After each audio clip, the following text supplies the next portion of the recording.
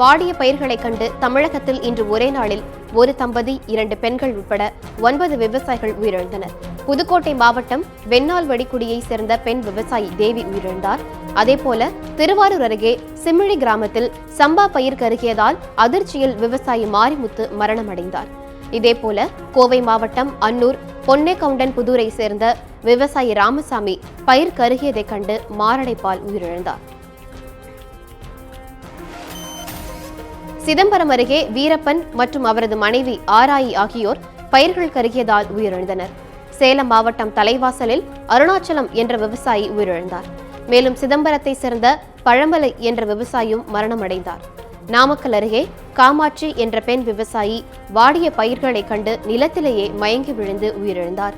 ஈரோடு மாவட்டம் வேலம்பாளையம் ஓடைமேடு பகுதியைச் சேர்ந்த பழனிசாமி பயிர்கள் கருகியதால் வாங்கிய கடனை கட்ட முடியாமல் தூக்கிட்டு தற்கொலை செய்து கொண்டார்.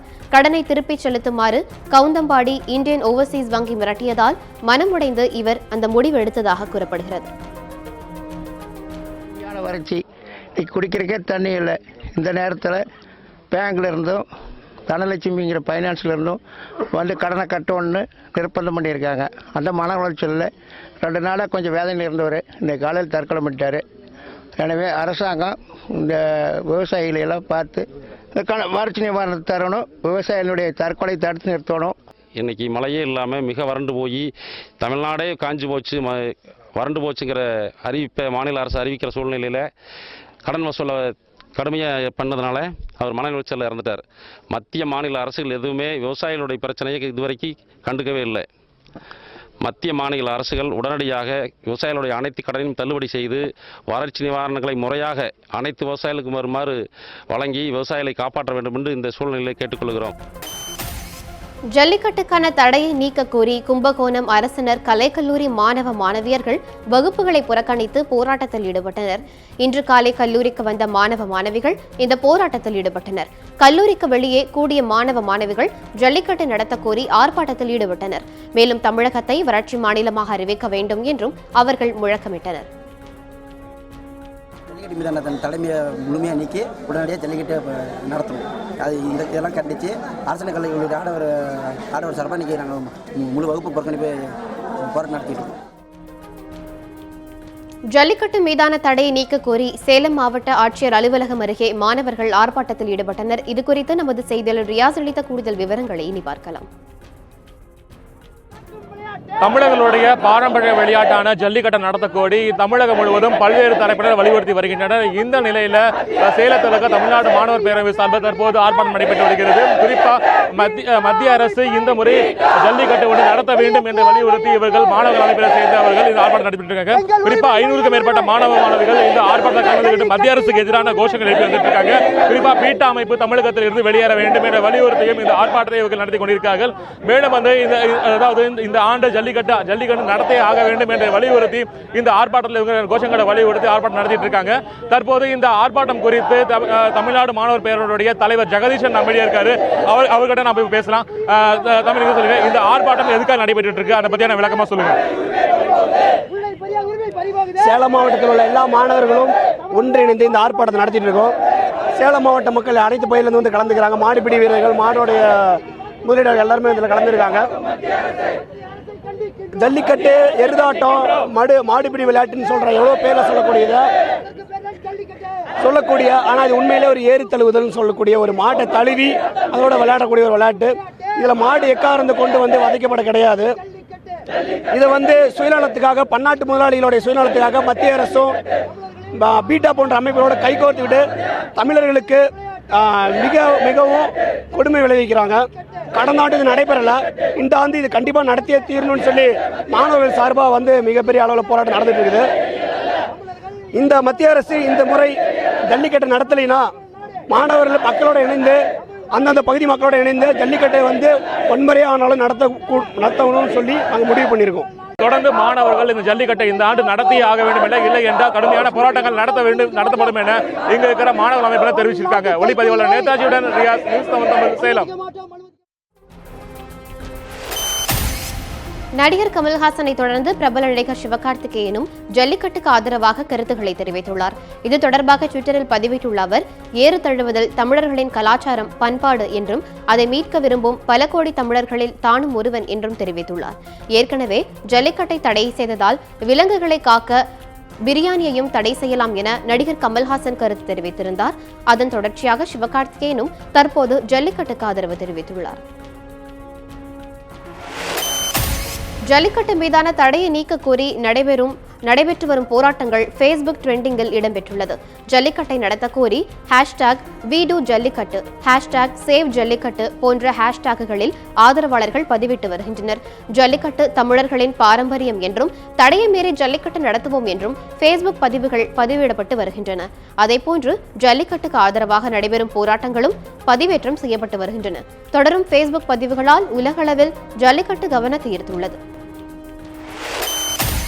பொங்கல் விடுமுறை மற்றும் ஜல்லிக்கட்டு உள்ளிட்ட விவகாரங்களில் தமிழக அரசியல் தலைவர்கள் பாஜக அரசு மீது வீண்பழி சுமத்தி வருவதாக பாஜக தமிழக தலைவர் தமிழிசை சவுந்தரராஜன் தெரிவித்துள்ளார். ஜல்லிக்கட்டு போட்டிகளை நடத்த நடவடிக்கை எடுக்கப்படும் என்று நம்பிக்கை தெரிவித்த தமிழிசை, தமிழகத்தில் ஜல்லிக்கட்டிற்கு பாஜக தொடர்ந்து ஆதரவளிக்கும் என்றும் குறிப்பிட்டார். 15 ஆண்டு காலமாக விருப்ப விடுமுறை பட்டியலில்தான் பொங்கல் இருக்கிறது. சனிக்கிழமை வருவதால், ஏற்கனவே விடுமுறை நாளில் வருவதால் மத்திய அரசு ஊழியர்கள் வேறு 3 தினங்களை எடுத்துக்கொள்ளலாம் என்ற ஒரு அறிவிப்பை ஊழியர் சங்கங்கள் தான் பரிந்துரை செய்து மத்திய அரசு இந்த பட்டியலை கொடுத்திருக்கிறது.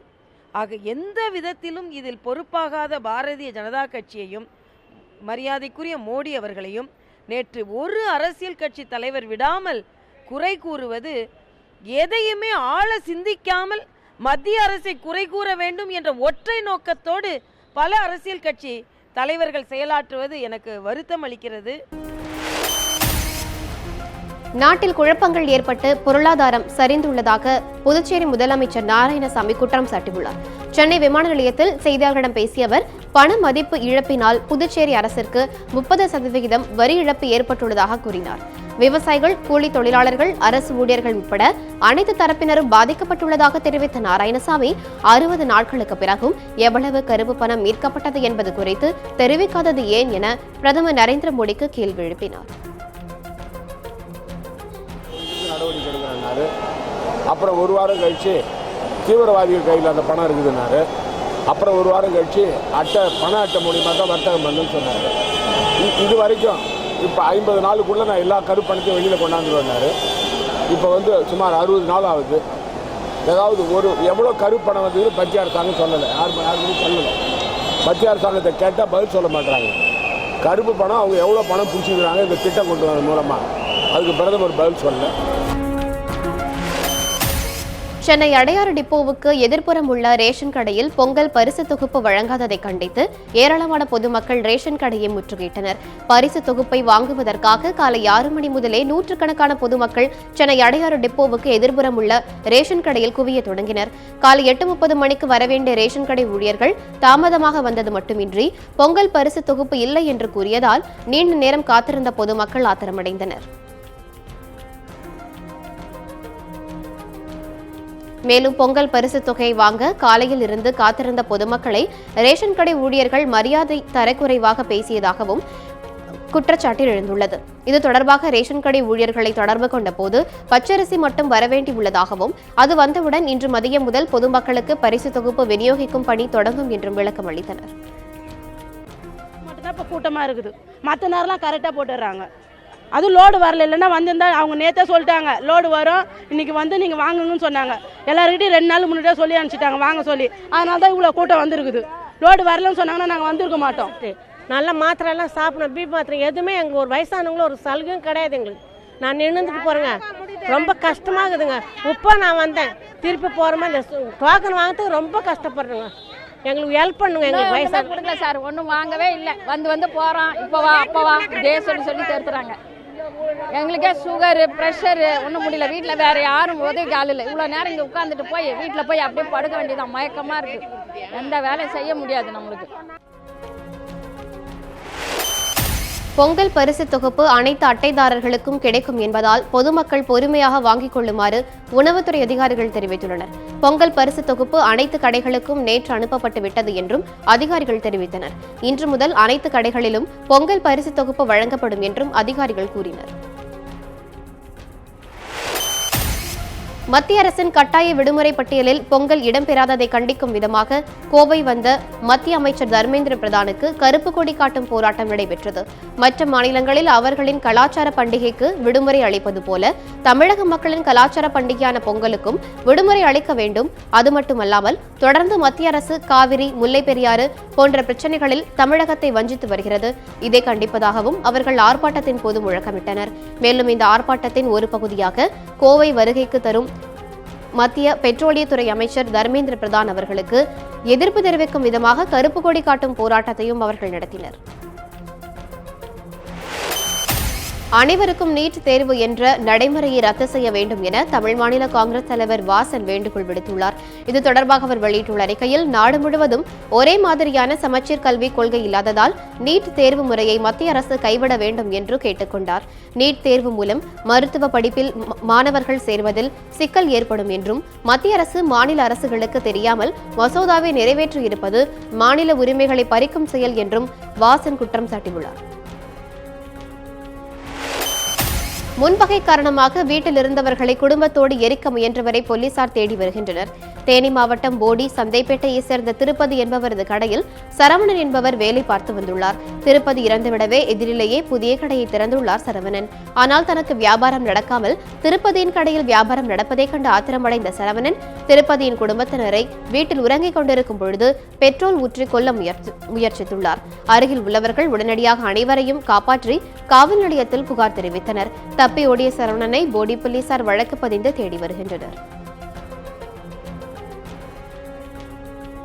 போது இந்த மாதிரி வந்து கேட்டு பூட்டி இருந்த கேட்டுக்குள்ள வந்து வண்டியெல்லாம் 2 வண்டியும் கொளுத்தி தீய வச்சு எல்லாத்தையும் இது பண்ணி செஞ்சுட்டு எல்லாருக்கும் மூச்சு திணறல் ஆயிடுச்சுப்போ எங்களுக்கு தெரியாம பக்கத்து வீட்டுக்காரர் சத்தம் போட்டு வந்து எங்களை எல்லாத்தையும் காப்பாற்றி நாங்கள் எல்லாம் ஐயா அலறி விழுந்து வெளியே ஓடி வந்து எல்லாம் அவங்க காப்பாற்றி வெளியே கூட்டு வந்தாங்கப்பா. தண்ணி அடித்து செஞ்சு அதுக்கப்புறம் எங்களை வெளியே கூட்டு வந்தாங்க. டாஸ்மாக் கடைகள் மற்றும் பார்களில் சிசிடிவி பொருத்த கோரி தொடரப்பட்ட வழக்கில் 4 மாதத்திற்குள் பதிலளிக்குமாறு தமிழக அரசிற்கு சென்னை உயர்நீதிமன்றம் உத்தரவிட்டுள்ளது. வழக்கறிஞர் பாலு என்பவர் தொடர்ந்த வழக்கின் விசாரணை இன்று நடைபெற்ற போது இந்த உத்தரவு பிறப்பிக்கப்பட்டுள்ளது. சிசிடிவி கேமராக்கள் பொருத்துவது நடைமுறை சாத்தியமா என்பதை தமிழக அரசு விளக்க வேண்டும் என்றும் நீதிபதிகள் தெரிவித்தனர். கிருஷ்ணகிரியில் தென்னை மரங்கள் நோய் தாக்குதலால் பாதிக்கப்பட்டு வருவதை அதிகாரிகள் கண்டுகொள்ளவில்லை என விவசாயிகள் குற்றம் சாட்டினர். கிருஷ்ணகிரி மாவட்டத்தில் 100கணக்கான ஏக்கரில் தென்னை விவசாயம் நடைபெற்று வருகின்றது. ஆண்டுக்கு 100 கோடி ரூபாய் அளவிற்கு வர்த்தகம் நடைபெற்று வருகின்றது. இந்நிலையில் கருத்தலை புழு எனப்படும் பூச்சி தாக்குதல் காரணமாக தென்னை மரங்கள் முழுவதும் கருகி வருகின்றன. இதுகுறித்து பலமுறை புகார் அளித்தும் அதிகாரிகள் நடவடிக்கை எடுக்கவில்லை என்று விவசாயிகள் புகார் தெரிவிக்கின்றனர். எக்ஸ்பிரஸ் நியூஸ் இத்துடன் நிறைவுற்றது. தொடர்ந்து இணைந்த நிகழ் நியூஸ் 7 தமிழோடு.